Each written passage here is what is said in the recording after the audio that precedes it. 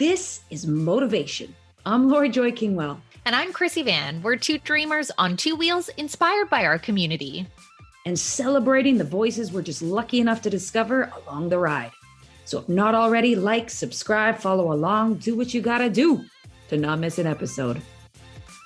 When riding your motorcycle, you're constantly faced with choices. Turn here, lean there, shift lanes. Sometimes obstacles pop up on the road that put you in a direction you hadn't planned in the first place. Maybe you're traveling along and are called from deep inside to take a different route. Well, today's episode is called Leap into the Lane and features Carol of Hello Rider, an all-women's motorcycle school. Carol shares the story of how the loss of her sister led to some deep inner reflection. That ultimately led to a big career change, a change that has now created space to empower others to embrace the freedom and magic that is two wheels. Carol is a well-loved figure in the Vancouver motorcycle scene, and the ripples of the work she does results in a cascade of memory-making for West Coast women. Her story features a variety of twists, turns, laughs, and love. This is the Motovation. Okay, so we've got Carol here. And first of all, if we had gold stars to give out, they would go to Carol. And that is because she has joined us not once, but twice. Wait a second, as a listener, are you like, I didn't hear the episode? That's because, my friends, the old record button, it's a gem. And it's an imperative part of life. But you know what, Carol, we're so pleased to have you. And to be honest, I feel really lucky to be able to sit with you once again because you have an incredible story of someone that is willing to adapt in life, that learned the lesson of listening to the signs and the pings in life when we know it's trying to guide us into a different direction. And you also are somebody that has now dedicated their life to empowering women to discover skills within themselves and bring them to fruition. And ultimately, we know the minute somebody gets on two wheels, their life has changed forever. So fair to say you're a life changer. And we're going to be sharing your amazing story. So for those that maybe don't know Carol from our community, lives in Vancouver now, but I understand you moved from Vietnam to Calgary as a child and then decided I need to change the game out of this concrete jungle, and Kelowna was the winner. It was beckoned to me.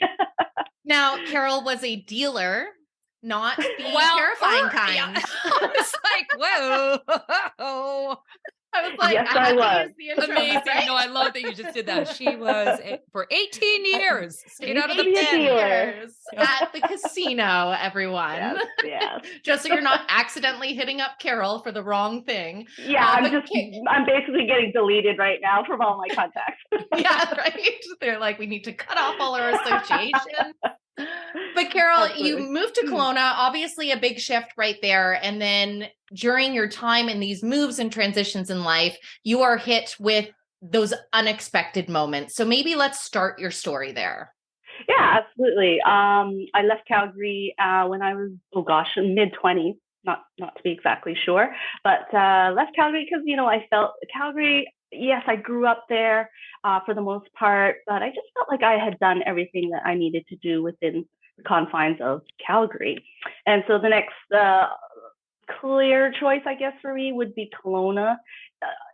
Eventually, it would have become Vancouver, but at the time, I just wasn't ready to set my I guess plantation into Vancouver yet. So Kelowna was just the next best thing. Yes, I was a dealer in the casino industry, and that's I spent about 18 years of my life in that industry. And along those ways, I learned skills. I had skills like, being able to teach new employees as my role started.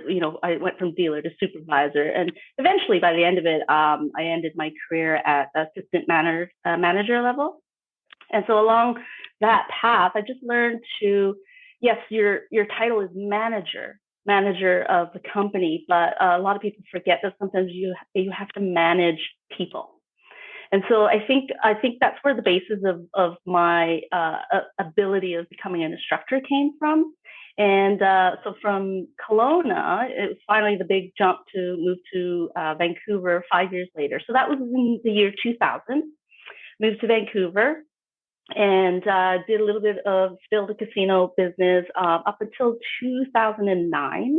And then, a few short stints here and there with different businesses and trialing different jobs and stuff. But basically, my main career moves have been from the casino industry into working with the city. So the city of Vancouver, roles like the parking enforcement department, which everybody loves, and then ended actually when I was in a role with the animal control department there. Which we're going to need to pause again, because I had to say this in the last, not non-recording, our last interview that I messed up the recording of. Absolutely. Where I said to you, we got to do it again because it's fantastical. For sure. Not fantastical for you in that it's moment. Just crazy. But like looking back on it, and where it's like, what is that story, that moment or experience with a wild? Well, he's not a wild animal. He was wild.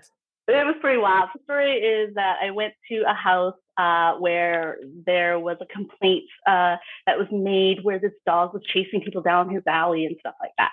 And so being by law, that kind of stuff can't happen, obviously. And so I went to the house, knocked on the door. And as I knocked on the door on their balcony, I could see this shepherd type dog, like really reacting to me, like barking, showing signs of aggression already. And I'm like, okay, so noted. Okay, the dog is not super friendly.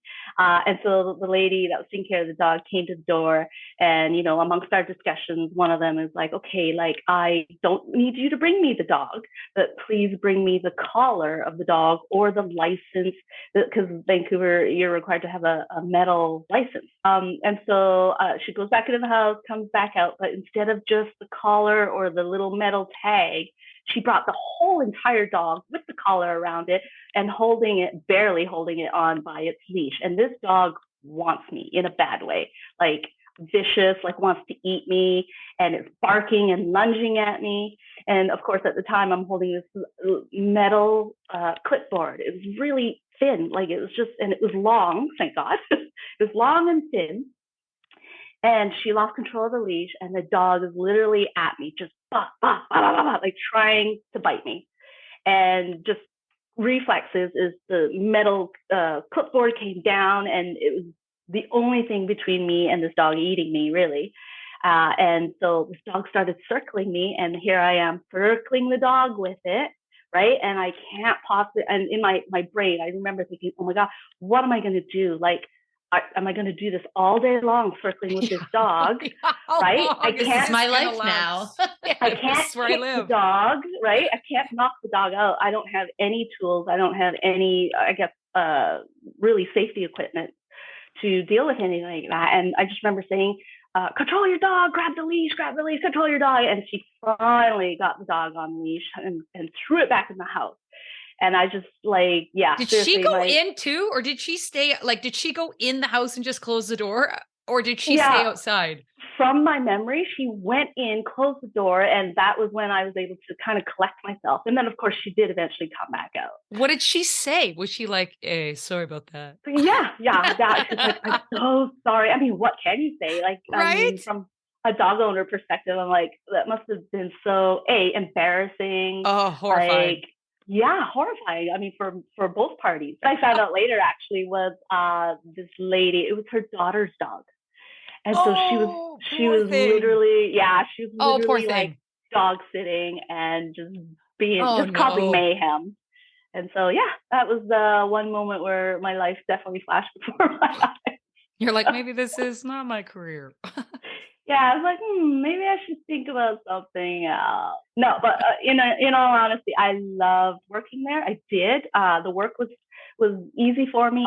The work itself was really good.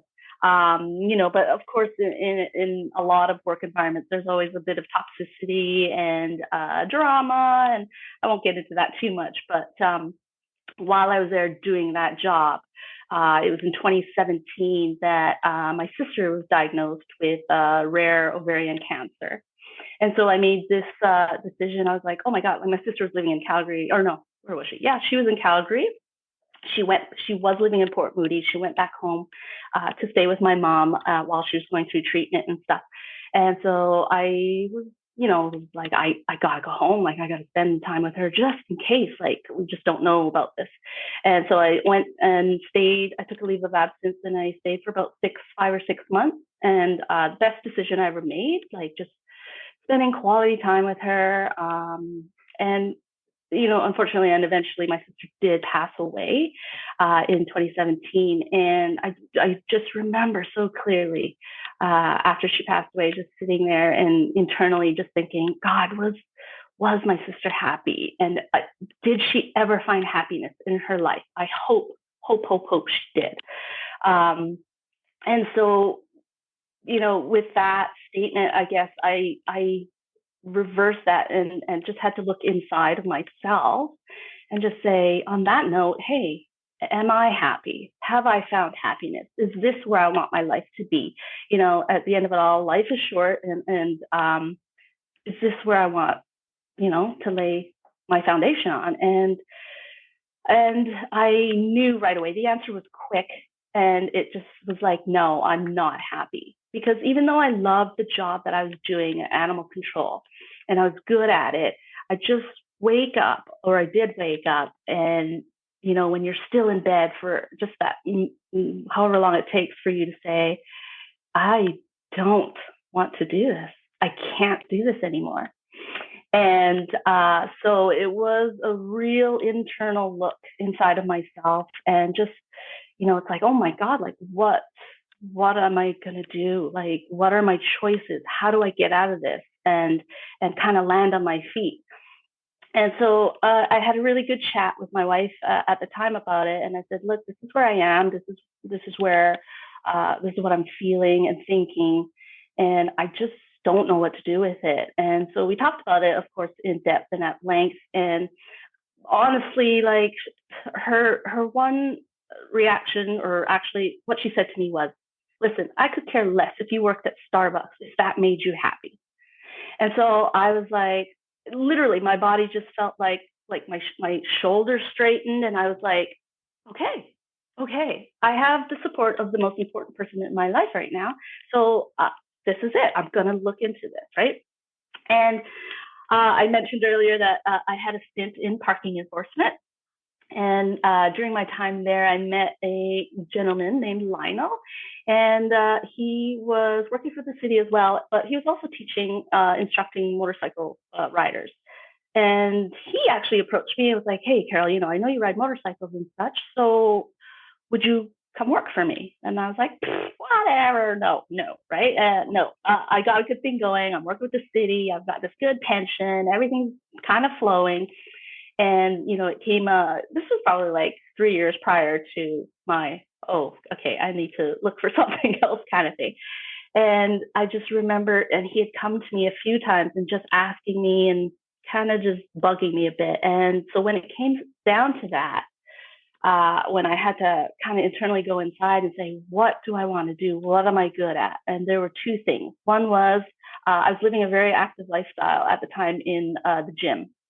Working out and just, hoping to become fitter. And at the time, it's funny, when I was at the gym, the reason why I was so spending so much time at the gym was that I was 42 at the time. And I said, I don't want to be at my deathbed thinking, what could I have done better to my body to maybe have lived a little longer? And so that started my journey with the gym and working out and being healthy and stuff. And the other side of that was my other passion was motorcycling. And I grew up just knowing, I always knew that I was going to be on a motorcycle. And when I rode my bicycle as a kid, it was like, yeah, I'm going to be, I'm pretending this is a motorcycle. People who would drive by, I would constantly look at what they were doing. What were these levers, these buttons, and their feet doing and stuff like that. So I knew at an early age that motorcycling was in my destiny of some kind. And yeah, from there, it just, I called up Lionel and I said, hey, all those years you've been bothering me, I'm ready. And, I know a lot of people probably said this to him in the past, and he was just like, okay, if you're serious about this, you got to fill out this package, send it into ICBC, go through all this paperwork, blah, blah, blah, red tape stuff. And then once you're approved, we will get you into a motorcycling instructor course. And so in that course, of course, you learn about how to teach people, how to troubleshoot really. And it was one of the courses that took actually a long time when I was in it. And it's not as long as it is, but it took about 4 months. And those courses aren't usually that long. But after receiving my certificate from ICVC, it just kind of went from there. And you have to be teaching at an affiliated school. And so Lionel owned First Gear at the time. And so he's like, yep, take this course, come work for me. And so that is how my journey into teaching motorcycling came about. So long story short. That's great.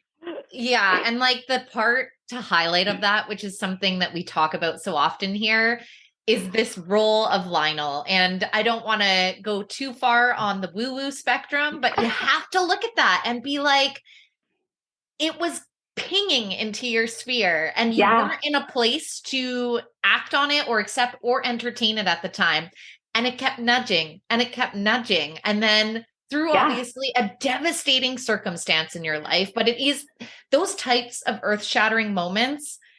It's hard to think of it that way at the time, but they do serve us in some capacity, or they have the ability to serve us in some capacity. And for you, it was asking that reflective questioning. And then all of a sudden being like, Lionel, he's been literally putting me in this direction this entire time. But that's so cool. It is so crazy that you're saying that because you don't really think about it. But now I look back and it was like, holy crap. Lionel was my stepping stone. All those years back, he threw down that brick that I was supposed to step on. And he'll be so happy that I mentioned his name. Shout out to Lionel. Hey, Lionel.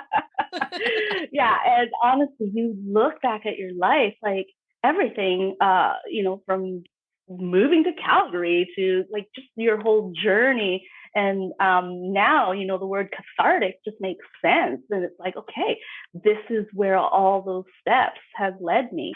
Who knows where it will lead me from here, really. I think it was Steve Jobs in his commencement speech that said, you can't connect the dots looking back or looking forward. You can only connect them looking back. So crazy okay, I'm getting goosebumps that you said that because while between our conversations today, it was literally connecting the dots. I don't know if somebody said it, I was watching a show, or maybe it just popped into my mind, but it's literally connecting the dots of how I got here. That's like, it's blowing my mind right now that you said that, because those were the actual words I used. I know those moments that happened because I wasn't thinking about it. It popped into my head. Like it was a thought that was almost like placed into my head. Oh my God. I'm so blown away right now. It's all those kind of like, and I will go bloody woo woo on this. I was like, I think it's all of our peoples up in the afterlife that are, that really are guiding us in so many ways and allowing us to see things there afterwards. I have them all the time since my aunt passed recently from ovarian cancer as well. She passed 3 months ago and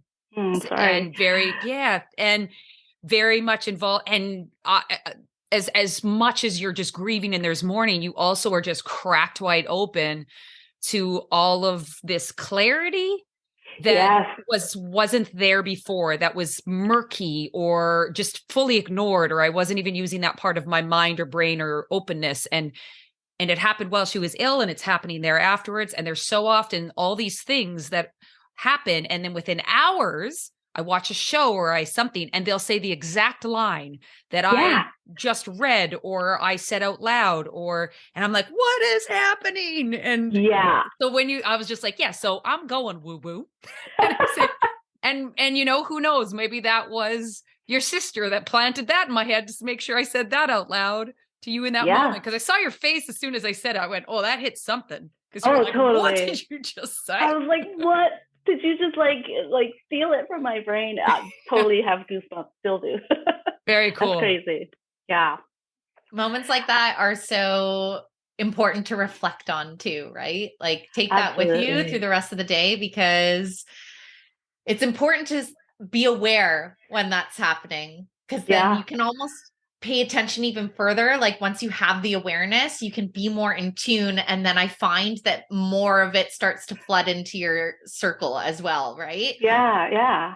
It's just so crazy. Like, I hate cliches and stuff like that, but people always say, everything happens for a reason. But it's like, oh man, and it connected the dots. Those reasons just connected everything. Like, look at it as well. There's a tremendous ripple effect from that. Because not only did it change the course of your life, but through the work that you do, you are changing the lives of others. Yeah. You are giving people the tools and capabilities to do something that truly transforms your life from an empowerment level of hopping on a machine and knowing that you can control it, but as well, the community that comes along with it that I think we all feed off of. So when you first stepped into that instructing role, talk me through the initial experiences. What was it like for you? Yeah. So, initially I started teaching a co-ed kind of courses. And so from that, it started slowly building. And there definitely was a connection because, it's like, it is one of those pings, like you said, it was like, oh, okay, note, right? Not sure what I'm going to do with this, but I noticed this. And so one of the things that I noticed was, this is a super male dominated sport. Even teaching it, it's very male dominated. And so in teaching the women, I would watch and observe the interactions that they would have with my male counterparts. And it would be just, really things like I would watch my instructor counterpart try to teach a female about something like the clutch or the shifting. And I would watch this interaction going on and I would see if there was like a light bulb going off in the student's eyes. And I didn't see it most of the time. If anything, like we're used to, a lot of us just nod, okay, yeah, do you understand? Yeah, okay. But I knew, they don't understand. It's like, no, the light bulb didn't go off. And so I turned it inside to me to say, how would I have done that better? What could I have done or said to make that person go, oh, I get it. And so I am a very visual learner myself. And so a lot of the times I question, if that was me, how would I want this to be really, how would I want to learn this? And so you have to break it down and we have to understand that there is a fundamental difference between men and women and how we learn. It's always like that. Like, I said it earlier, men are just like, just show me what to do. I'll do it. I'll make it happen. Women, we need to understand the consequences. If I do this, what's going to happen if I do it wrong? What are the consequences? I need to understand why. And Lori, I know you touched upon that earlier today. We are the female version of humanity. We need to understand why. What are the repercussions? Why do I need to do this? And so that really evolved in how I teach and how a person really understands motorcycling. But it's not just the women that need this. Some of the men that I do teach, they need to understand the why. I mean, everyone's different. And so, it's just about me changing my tactics as an instructor. And I can't just say, this is my cookie cutter. I'm going to place you in the same cookie cutter as I placed Joe over here. And Joe understood it in an hour. Whereas, why are you taking 2 hours to understand this? So I am the person responsible that needs to change the shape of that cookie cutter into the shape of whatever, a daisy. So it's me that has to mold to the student and what they need. And I said it earlier, and I had a student where they came to me and said to me that this instructor out somewhere, I'm not going to name names, but they said that I was unteachable. And yeah, I did exactly what you did. I shook my head and I was like, it still makes me mad. Even though I knew what you were going to say, you're just like, ugh. But it's so tragic, right? And this is the conditioning as women that we get. Yeah. And we're dismissed, we're blown off, and because they don't think that we have the capacity to learn, but we do. We just, sometimes need a little bit longer, or not just longer, a different way of saying it to make us go, oh, why didn't you say that in the first place? Right? And so that is what has been eye-opening for me. And as I see it, Even as myself, I'm teaching someone and I'm saying, okay, this is how it works. This is why we do the things that we do on a motorcycle. And I say, do you understand what I'm saying? And they say, no, I still don't. I'm like, okay, not their problem. Now it's me. And I'm like, okay, how can I say this in a different way? So now I have to say something relatable for them. And that's what it is. And I try to pick examples that are relatable to them in their life. I ask them, what do you do for a job? So for example, one person said they like to hunt. They shoot a lot of guns. This is a female. I said, great. Okay. So she was really heavy on the brake, the front brake, just hammering it. And we know bad things happen when we hammer the brake. I said, okay, your guns, when you shoot a gun, when you pull the trigger, do you just go boom? They said, no. I said, how do you pull a trigger? They said, really slowly. I said, that is how we use our brake in a way. We don't hammer it because bad things happen when we are too fast. We use it smoothly, like a trigger finger. Boom, light bulb went off. Oh, trigger finger. I get it. So it's things like that I have to learn how to adapt. And I think, it's been successful because I've been getting more female clients and such. And part of it is also because I think I'm just very calm in my nature when I teach. And we don't get that a lot sometimes. I've heard stories from other schools, other experiences, stuff like that. And so I learned from other people's mistakes as well. So I asked them, what happened? Like, tell me, how did the instructor treat you? What did they say? How did they try to teach it to you? Because every day it's also for me to learn. So I think hopefully that's the reason why I'm successful. So we'll see. First of all, I think it's just so genius to ask them, what do you do already? Like, what does your life already look like? So that you have like the cookie cutter that you can right then and there create that fits for them. I think that's just genius. Rather, I'm like already in my work with Join the Homo. It's like, I wonder if I could use that somehow. In that regard, funny. I was like, that's amazing. It's funny because I never used to. And it was just part of just regular conversation. Say, hey, what do you do? What do you do for work? I'm just curious. But now there's a purpose to me asking that. What do you do for work? Because then if they're saying, oh, I'm a bus driver or whatever it is, then I have to kind of imagine myself as a bus driver and think, okay, what do they do that is, kind of similar to riding motorcycles? And so in a way, sometimes I have to think on the spot, but other times I go home and think about it. And then I come back the next day and go, hey, I was thinking about this and I think I have a way for you to better understand this. So it makes a great damn teacher. The other thing I thought though was like when we were talking about a lot of times with males when they go in and they learn, they just want to know quick and they want to go at it and all those things. And women, we take a little bit more time. We got a little bit more why. Again, we live longer. We live longer. We don't want to clump everything, but like on the average, right? We're just kind of saying. But one thing that I've thought of is that we need a lot of things of like, we need to connect to things. We need to understand things. And then a lot of times before we want to go out and fully do, sometimes we get thinking too much and we need to do a little bit more doing, but guys that even come ride with us now, cause they're like, I love it. You're so open and everybody rides at their own pace and everyone rides their own bikes and everyone just does their own thing, but everyone's included. And it also makes me think about why maybe the system in which we say guys learn isn't really how anybody learns truly. It's one of those things of why there's maybe so many, the dangerous riders out there, if you really look, are substantially male. I understand there's more male riders than female, but do you know what I'm saying? Yeah. In that sense where when you really think of how a lot of people kind of ride are the same way they learn. If you aggressively learn and you kind of just throw, noodles at the wall, hoping it'll stick, that's not the same, but you know what I'm saying. You know what I like though, that you bring up, like even let's take Moto Girls of Van City for an example. People that post that are like, hey, I did my road test today and it didn't work out.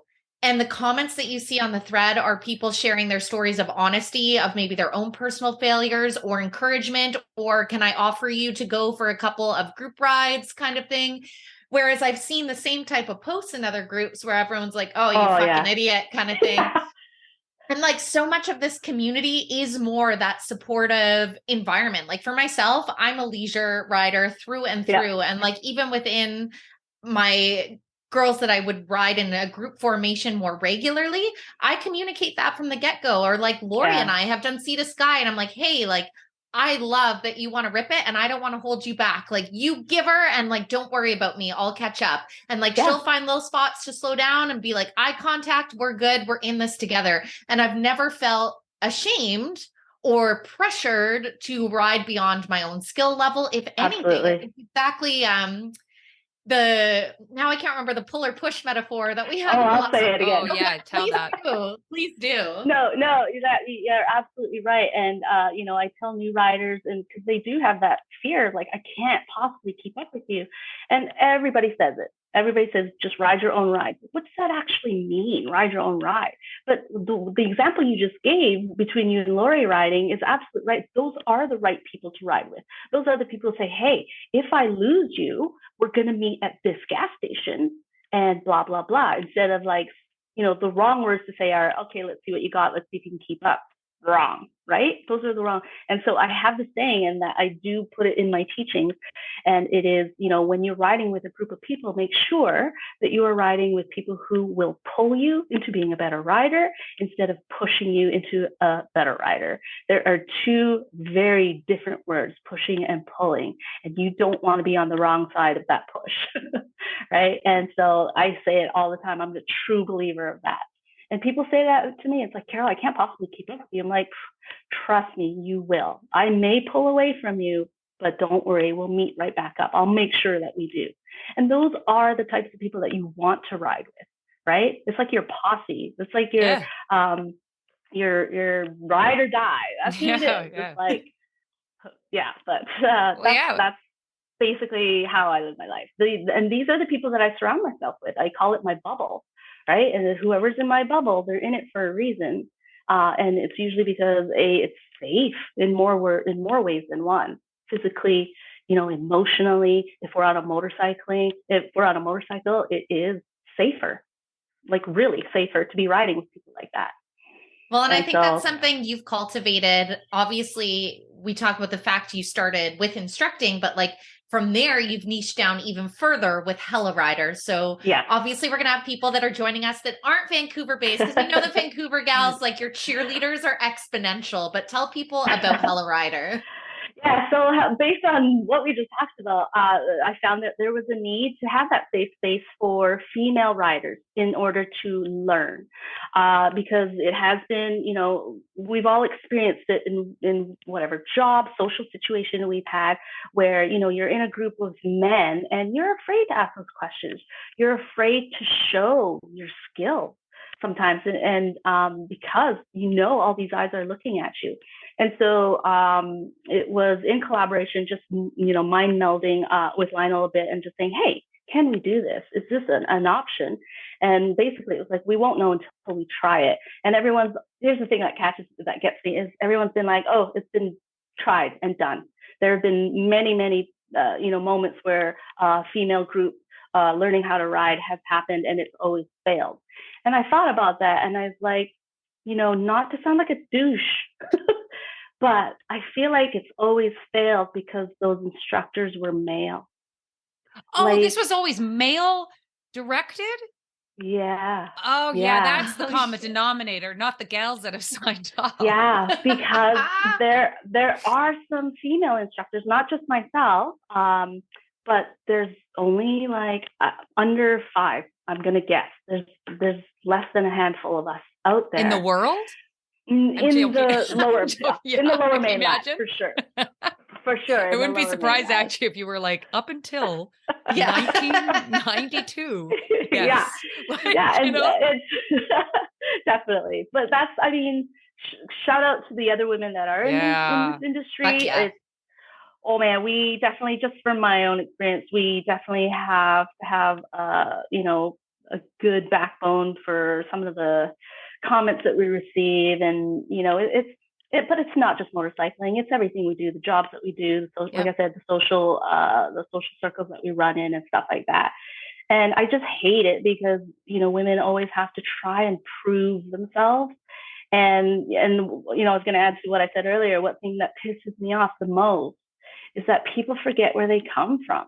People forget, hey, remember that time you had no idea how to ride a motorcycle? Remember that?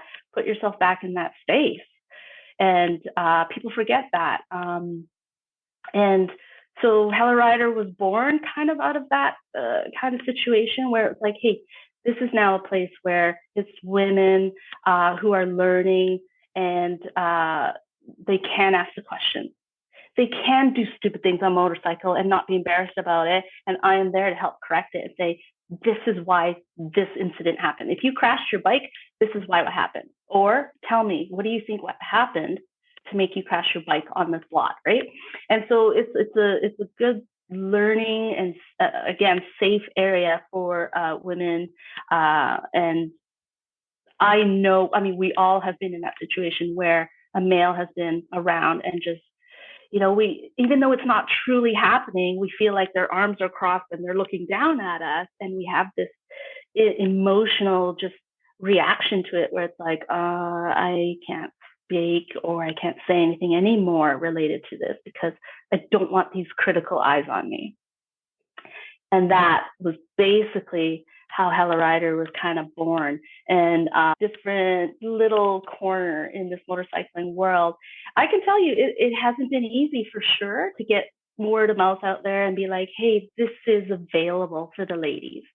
And, it's no extra or no different than what you would get in a co-ed course, but there is a comfortability attached to it, and for the same price point, et cetera, et cetera. And for those naysayers, it's like, it can be done. It is being done. And I just wish that, I guess, more men and supporters is just that they would kind of open up and be vulnerable in the fact that and say, this is available. You don't have to do this course with this certain school or whoever. And if they don't like the way my style is, I will happily direct them to someone who I think would jive with them. Be like, hey, I want you to go see so-and-so at this school or so-and-so, whatever. As long as the end purpose is getting you on that bike, looking for your freedom, right? Because that's why we do it.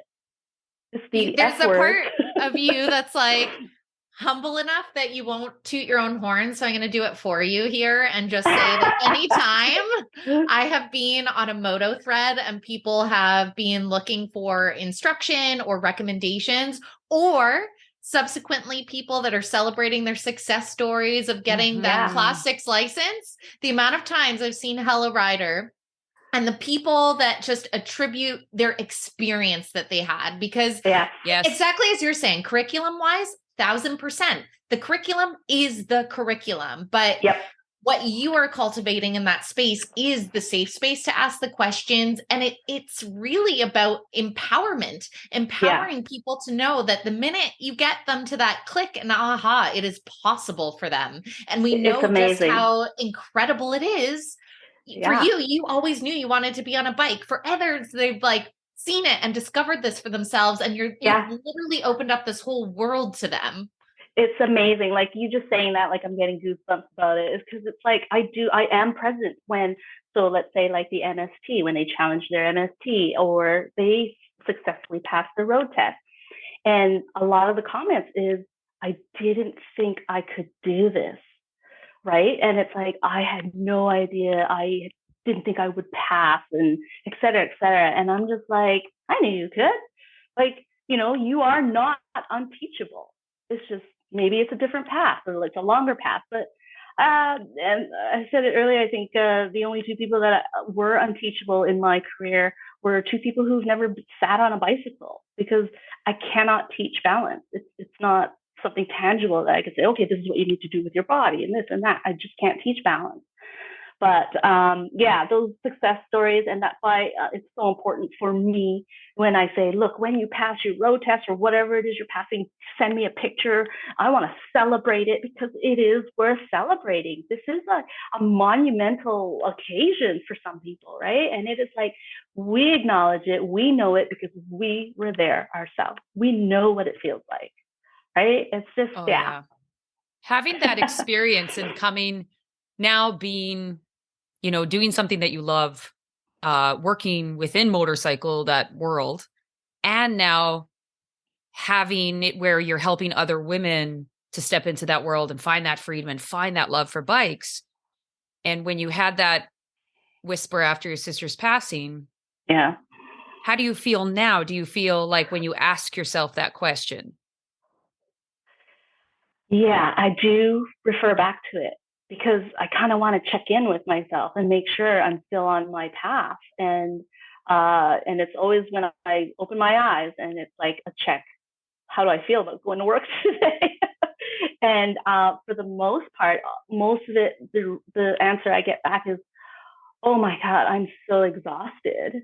But yeah, the blood, sweat, and tears, and most of the tears come from exhaustion, but it's not tears of hating my life, right? And that's where I was with my old job, and it was like, I cannot possibly do it. But this, now that I'm in motorcycling and teaching people, it's like, okay, let's do this. It's another day. And, it does take away from me because it takes away my time of riding. I love to ride, right? Right. It's my passion.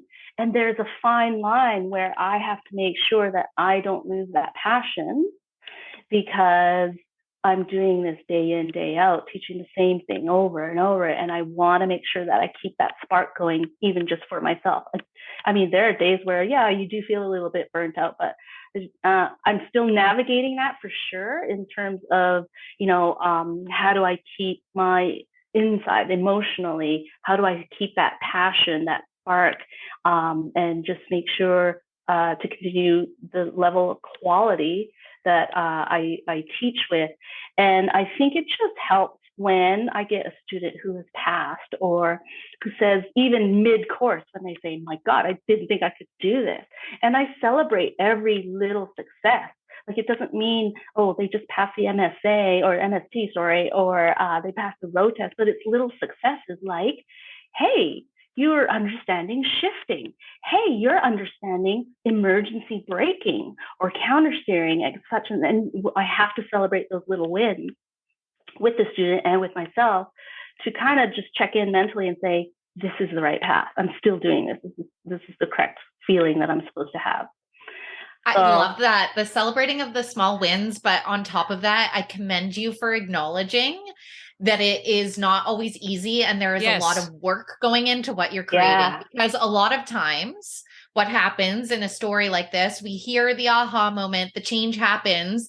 And I think it's very important to acknowledge that in order to create that lasting change in ourselves, it is a journey. It does not happen overnight by any stretch of the imagination. And even still, in the positive life that we're creating for ourselves, there's sometimes the uglies that creep in. And that's why doing those self-check-ins of where am I at? Is this aligning? How am I feeling? Is a question we should constantly ask ourselves in our life. Absolutely. And sometimes the check-ins I get from my students.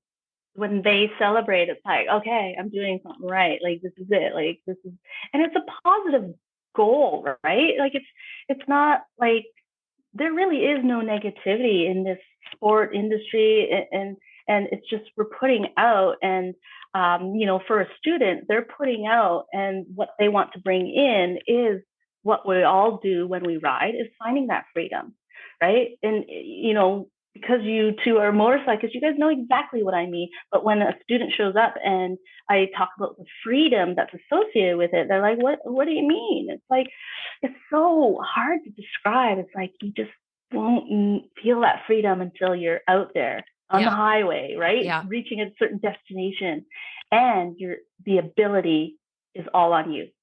Yeah. It has it's no bearing on anyone else. So. Yeah, what are your dreams when you look at Hello Rider going forward? Oh my God. My dream is, of course, my dream is that we all are all treated equally, male, female, etc. Right? And we're not conditioned to think certain ways. But unfortunately, in this world, we still have that segregation. I'm going to be honest. I don't have that end dream. I just know the goal that I'm striving for is just about success. Small successes, big successes. And of course, business-wise, of course, I want this to be a little bit bigger in terms of clientele and students and such like that. But I'm happy with what I have right now because I am a one female instructor. I can only handle 5 students at a time. But in any business, yes, I would like that to grow, of course. And yeah. I was going to say, I think it's beautifully said, because once again, I'm like, you are achieving this in the way that every single person you have is now an imprint of everything you just spoke to that you want to represent, because your teachings beyond the actual fundamentals of riding a motorcycle are being instilled into this next generation of motorcycling that subsequently we know this connected community is filtering down to the next level. So that big dream of the narrative shifting, you are a very, very big pinnacle part of that. Well, thank you. And this is a big part of us, pushing towards just saying, yeah, we belong here. You can ridicule, you can judge. And you know what? If you're not going to be our safe space, not a worry, we'll create our own. Maybe you'll be vulnerable enough. Yeah. So maybe then join us in our space, because we have something we can teach you and you have things that we can teach us. And that's a beautiful thing. No matter who, everybody, every gender, every race, everyone has a little piece that we can offer one another and each other's strengths. You know what I mean? And you're just such a great, part of that puzzle piece in the motorcycle community. The one thing that I love about the motorcycle community is, I say this from time to time, it doesn't matter who you are. It doesn't matter who you are. If you're male or female getting into motorcycling, it doesn't matter your background. It doesn't matter what job you do. It doesn't matter what color you are, et cetera, et cetera. And yet we all come together for the love of motorcycling. And I think that is what is so amazing about the motorcycle community, is that it doesn't really matter who you are or where you came from. And motorcycling connects us. Because it's the it's soul, my favorite right? part. It's the soul that lights up. It's not not our human part of ourselves. It's the soul that lights up. And everyone's like, oh yeah, that lights your soul too. Lights my soul too. Right? And rock climbers and have then it. We shine bright. Yeah. No, I'm sorry. I've got a light kind of flickering in the back here. Yeah. That's another one where I'm like, is that by accident? Yeah. There we go. It's a sign. Woo woo. Yeah, someone's talking to me. Well, Lori, I think it's time for us to serenade Carol for our motovation maintenance. Terrible singing intro. What is your little tool that we can put in our toolkits, Carol? Oh, you know what? I had one earlier. I'm going to change it up a little bit because I had some time to think about it. And it's a quote that I came across, and I thought it was pertinent to our conversation today. And the quote is, failure is not the opposite of success, but it is part of that success. And so for me, why did I choose that? Is like, it is about the connecting the dots, right? All the things in our past that we thought were failures. For example, me leaving the job that I had. Am I really tagged as a failure because I couldn't complete that job and I had to move on? But those little bricks that we laid, just led to our success. So whatever we do in life, whether, it's learning how to ride a motorcycle, there are always failures, right? There are things like, I didn't understand this, and things I didn't know about this, about motorcycling, et cetera, et cetera. You can relate that to life. And it's like, there is no real failure. For every failure is leading to you closer to that success, I think. Does that make sense? Yes, it does. It's beautifully said. And I actually love that we circled round to connecting the dots, because that seemed like a powerful moment for everyone. Yeah. So see, there was a reason why we had to do this take too.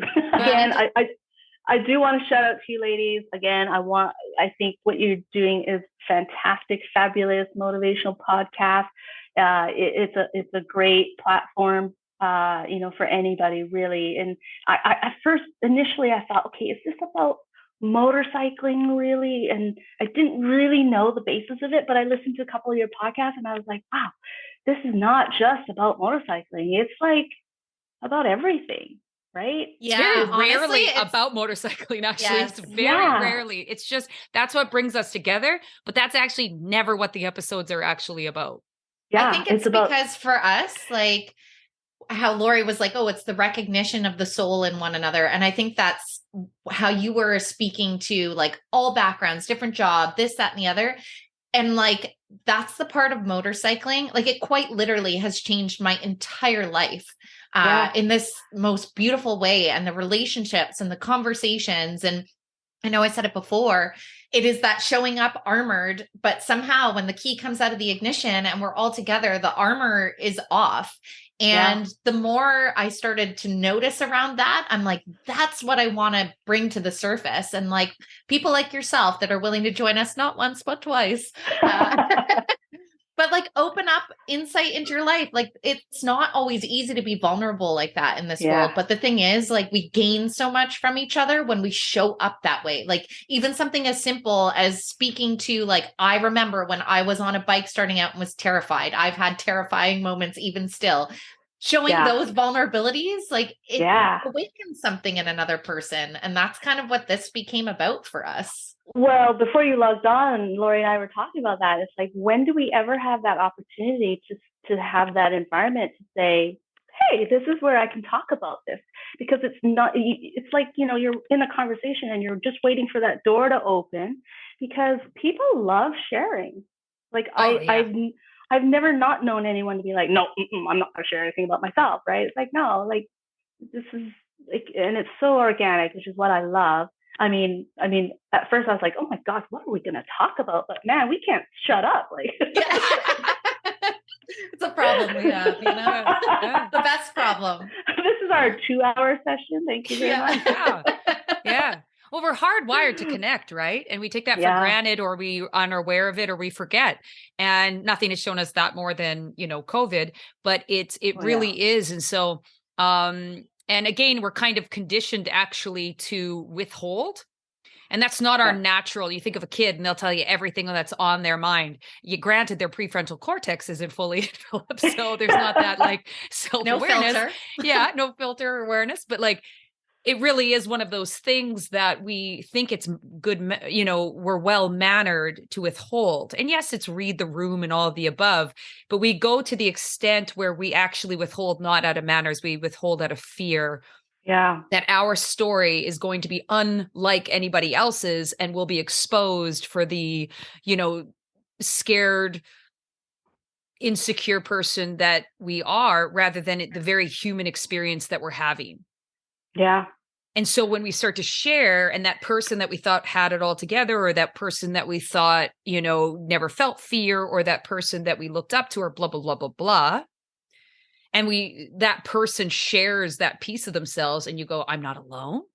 Yeah. And then immediately, even if you're not in this conversation, and that's why I think podcasts have just blown right up, not only for the learning aspect, but because people are being able to at least connect to a certain extent through hearing people just speak out loud to that experience, and then knowing I'm not alone in this. And then also we're more conditioned in a wonderful, beautiful way to be more open. And hopefully all these, different podcasts and things out there make people more readily available to then have that conversation in person, because that person's listening to podcasts and this person's listening, and everybody's like, hey, blah, blah, blah, blah, blah, and willing to kind of dive deeper. For sure. Quicker, sooner, I guess. Yeah. That's my hope anyways. For sure. I mean, just looking back at my own personal history, it's like, I don't think anything good ever came out of me holding back. Right. Like I got more treasures and stuff like that when I started opening up. And it's like, hey, and I do remember a point in my life where I concentrated on building relationships, right? And it was like, tell me one interesting about you, something interesting that this is what this is who you are. I want to know. Tell me something that I don't know about you. And that's how I lived my life for a couple of years, where it was like, if whoever I met, didn't matter who it was, I would try and find one interesting thing about them. Well, that's your motivation maintenance. Right? Yeah, that totally is. That's a great motivation maintenance. Yeah, it didn't matter who it was. It was like a guy on the street, or whoever, the guy at the 7-Eleven. It's like, hey, I'm having this conversation with you for a reason. It's it's a bit more than just a hello, hey, how the hell are you? But it's like, hey, tell me something about yourself. It's like, well, what do you want to know? It's like, well, anything. What makes you interesting? I used to have this one question. It was, what has been your best life experience? What has it been? What is it? And it's like people love to talk about it. It's like, oh, yeah, it was this moment where I thought this and this and this. And it's like, wow, I never would have guessed that about you. And what a bright light to bring someone's day, because when they get to reflect on it, they get to relive it, and the dopamine hits and all those things from reliving it quite literally in their mind and with another human. And then you get a feel-good feeling walking away. They get a feel-good feeling walking away. And you've now fully connected to a human. That's like a triple whammy. It was like an Oprah moment without the car. You get a good feeling. You get a good feeling. You get a good feeling. Well, now, before we let you go, Carol, leave us with 3 things that we wouldn't know about you. Oh my God. Yeah. Okay. One is, believe it or not, I'm actually an introvert. Really? Yeah. Yep. I'm actually an introvert. But your exhaustion makes sense then, because I'm sure outputting all day, you need more time. Yes. Yeah, for sure. So that's one thing. Let's see. Second thing is, I used to compete in Taekwondo. Badass. So yeah. Gosh, what's the third one? Oh my God. I can't even think of a third one. It's going to wake you up at midnight. Yep, sure. You're in the brain buffet now. Where you're like, what do I select? Here's my third one. I take really, really, really extremely hot scalding baths. Love it.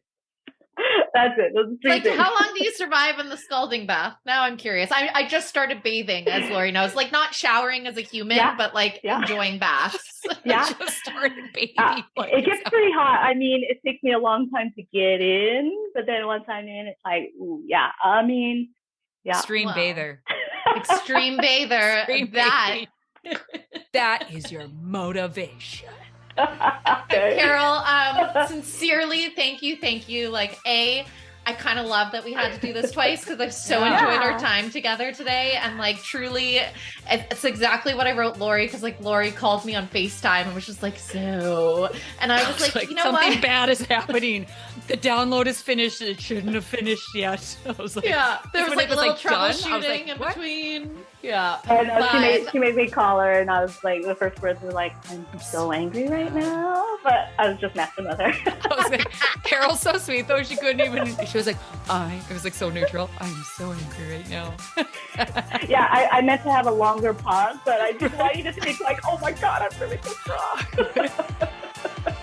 But I'm going to make that my little, I also have been getting in the habit of celebrating tiny wins every day, and like really just kind of having moments of gratitude every night before I go to bed. And so definitely the conversations we shared today are going to be mine. I can't think of a better way or like feeling to end my year on. So thank you for that. No, thank you. That was amazing. That was a lot of fun. It really was. I just realized we need to wish everybody a happy new year. Oh my God. Yeah. Happy New Year, everybody! Happy New Year! This is it. This is the end of 2022, and hope 2023 is amazing and exciting for everybody. Awesome. Hella rider, yeah. Hella rider, yeah. Hella yeah.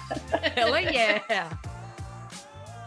You've just listened to the Motovation Podcast with your host, Chrissy Van, and me, Lori Joy Kingwell. Thanks for joining us along the ride. We've got new episodes dropping every Monday, and we're all about community. So follow us on Instagram at Motovation Podcast and visit our website at themotovation.com. And in the meantime, tanks full and full throttle.